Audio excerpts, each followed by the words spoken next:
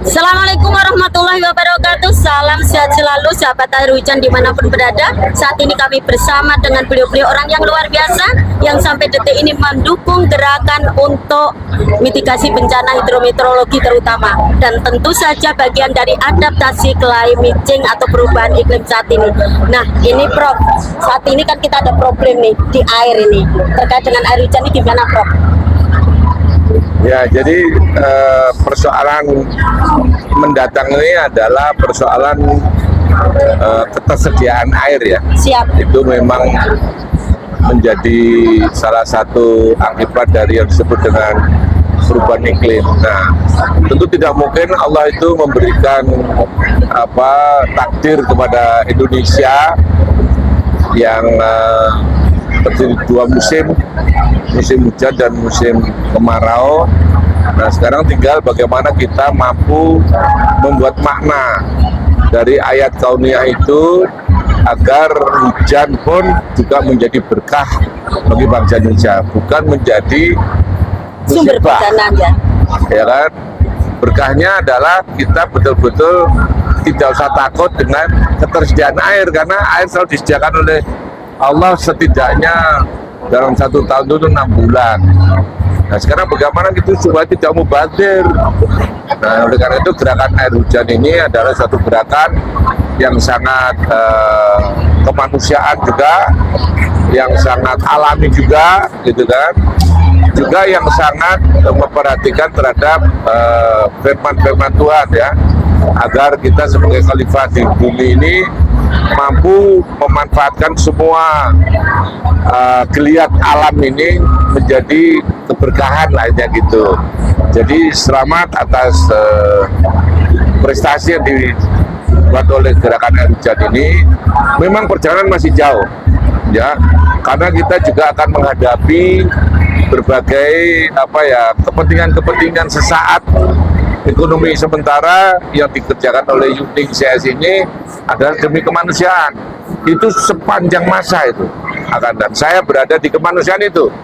Saya ikut berjuang juga bagaimana usaha air hujan ini memang bermanfaat.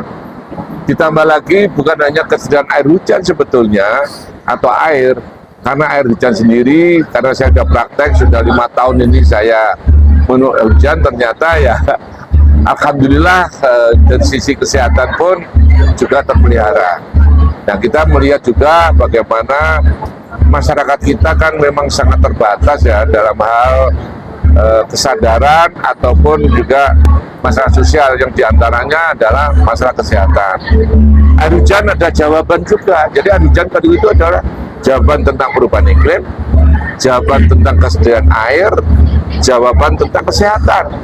Ya, karena ini juga bisa mencegah atau bahkan mengobati kanker, ya kan, dan penyakit-penyakit yang lain. Ya, itu harus kita galakkan terus. Dan itu kan berhadapan dengan pabrik obat. Nah, itu kan. Oleh karena itu rekan-rekan semuanya, mari kita berjuang lewat berkah dari Allah ini untuk kepentingan masyarakat manusia pada umumnya. Terima kasih. Siap Prof. Pak Lili nih, kebetulan kita bicara hari ini salah satunya adalah ayat-ayat kauniyah ya, ayat-ayat kauniyah. Nah, bagaimana nih terkait dengan mindset masyarakat yang menganggap bahwa air hujan ini sumber bencana, kemudian kita berusaha harus merubah bahwa air hujan ini justru sumber solusi gitu, penuh solusi terkait dengan bidang yang sekarang penjaringan geluti di penanggulangan bencana dan kompleks sosial. Bagaimana ini? Apakah ini menjadi bagian solusi menuju ke sana? Monggo Pak Lili.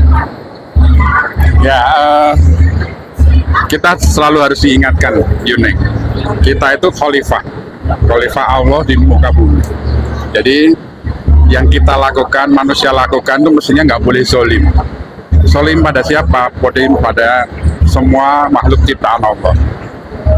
Pada saat kemudian kita ada di rumah, pengen cuci tangan, tapi wastafelnya airnya nggak pernah dimatikan, itu sebenarnya kita juga zolim, karena kita membuang, menyia-nyiakan air.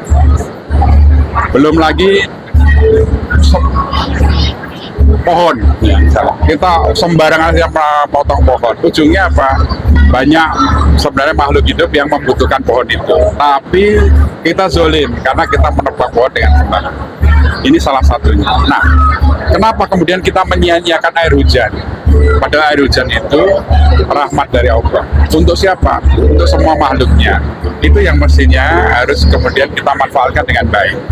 Tidak kemudian ya karena banjir disebabkan oleh hujan yang lebat, karena ini kita itu harus bisa mengelola, karena yang namanya bencana itu ada satu ilmuwan yang mengatakan Kelman itu bahwa manusialah yang menyebabkan bencana itu sendiri. Dan di beberapa ayat memang kita sebutkan itu karena kerusakan di atas muka bumi. Makanya kemudian stoplah, berhentilah untuk kemudian menyalahkan alam, karena alam itu dari dulu sampai sekarang itu ya seperti itu. Yang kita yang tinggal di situ kita harus adaptif terhadap itu. Prof. Samsul selalu menyatakan adaptasi itu living in harmony with risk. Itu menjadi bagian dari yang tidak terpisahkan. Termasuk bagaimana kita kemudian bisa mengelola sumber daya kita, dan salah satunya adalah air hujan. Artinya begini ya, bahwa kita harus merubah mindset kita. Mindsetnya dirubah. Untuk mindset kita yang harus berubah. Mindset bagaimana kemudian kita berusaha untuk bisa hidup berharmoni, pembiasaan kecil seperti yang jenengan ngendikaken, bagaimana kita bijak dengan air, bagaimana kita bisa hidup harmoni dengan sekitar. Artinya kita membangun budaya masyarakat kita kembali untuk tidak hanya budaya tangguh, tapi budaya untuk tetap bisa berjalan kehidupan ini. Jadi kita mulai dulu dari penyadaran bahwa kita harus sadar kita itu hidup di alam ini dengan segala macam resikonya. Kemudian kita harus punya pengetahuan, bagaimana kita memanfaatkan semua sumber daya alam dengan baik, dengan tidak menjadikan itu sebagai sumber bencana baru. Nah, setelah itu kita mau melakukan itu semuanya secara terus-menerus, dan itu akan jadi budaya. Ya. Budaya itulah yang kemudian kita bawa, kita tularkan ke tetangga kita, kanan kiri, anak cucu kita, sehingga ke depan sustainability-nya, keberlanjutan kita hidup ini bisa terjangkau. Tidak kemudian kita zolim, kita memanfaatkan dengan serakah sumber daya alam sekarang ini, yang kemudian hari anak cucu kita memanen itu bukan sebagai sumber daya alam lagi, sebagai bencana. Nah, ini yang harus kita singkarkan. Mindset itu harus kita rubah. Mindset ini harus dirubah. Jadi bagaimana kita bisa harmoni, kita bisa menjaga untuk berlangsungan hidup ini. Kalau saya dalam bahasa Jawa bisa begini, izin Prof. Banyu udan iku urip kang urup kang migunaning tumraping panguripan, kudu dirukti lan diuri-uri kanggo hamemayu hayuning bawana. Izin ini terakhir Prof. Apa itu? Pesan bahwa ini semua kewajiban kita bersama. Ya sudah ya tadi itu. Hayuning apa? Hamemayu hayuning bawana. Nah, cuman kita gini lah ya. Kita ini karena orang yang bergerak di hilir. Jadi kita nggak usah ngomong tinggi-tinggi merubah mindset itu apaan. Nggak usah, kerja aja terus. Lakukan terus. Itu biar urusan orang lain. Jadi Anda nggak usah ikut-ikut yang urusan atas. Siap. Nggak usah ikut-ikut urusan undang-undang. Nggak usah. Yang penting kalau ada anggota DPR baru mau terpilih, ajak ke sini. Diajak, Pak ayo minum monggo. Bupati mau terpilih, diajak, ayo minum monggo. Kalau perlu tiap pagi ngirim ke satu lewat proses, satu lewat hasil. Nah kan Anda karena orang hilir, Anda tunjukkan hasilnya aja, prosesnya nggak usah ditunjukin biar orang lain. Karena kalau semua Anda proses hasil berat sekali, itu biar aja orang-orang itu. Ya saya kira dengan apa yang dikerjakan Yuning ini udah harus selalu dikembangkan terus. Tunjukkan yang datang orang sakit ini, orang-orang ini gitu. Ya, mulai besok kirim ke kantor DPR Sleman karena bupatinya dikirim. Ya, satu jerigen biar minum ya. Siap. Saya kira itu ya, terima kasih. Ya. Yang penting kita hari ini tetap semangat sampai detik ini ngombe banyutan ben ora edan. Izin Prof. Ini salam ini kami kembangkan di mana-mana. Prof jangan lupa Prof. Salam air hujan.